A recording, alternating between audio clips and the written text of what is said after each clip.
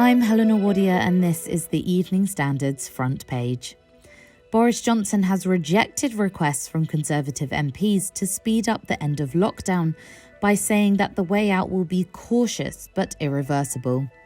The Prime Minister ruled that infections must be really low before easing restrictions, or there would be a greater risk of new mutations breaking out.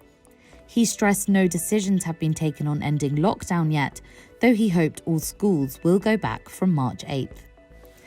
Passengers arriving at Heathrow Airport at the start of the government's new hotel quarantine system spoke of huge queues and confusion.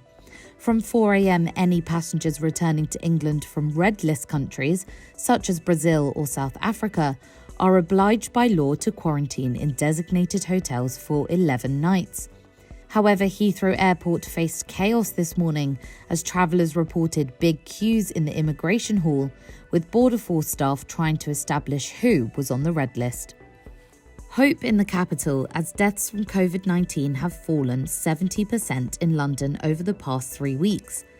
The latest official data shows that hospital admissions are down by 2/3 and there are 55% fewer COVID patients in the city's hospitals. However, with nearly 900 Londoners being kept alive on mechanical ventilators, Mayor Sadiq Khan urged people to stick to the rules. Sadiq Khan has also recently published a summary of his tax returns, as all mayoral hopefuls were challenged to disclose their own financial affairs. It emerged Mr. Khan will have earned more than £700,000 in his 5 years as Mayor of London. He had no outside earnings and has paid more than £230,000 in income tax and national insurance.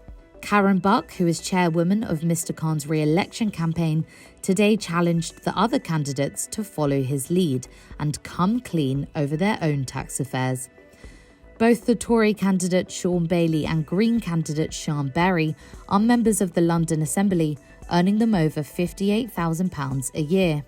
And finally, the father of rapper Nicki Minaj has died in a suspected hit and run in New York.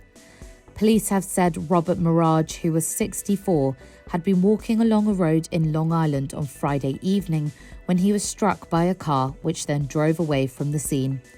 Mr. Mirage was taken to hospital but died on Saturday. Police are now appealing for witnesses. For more on these stories, head to standard.co.uk.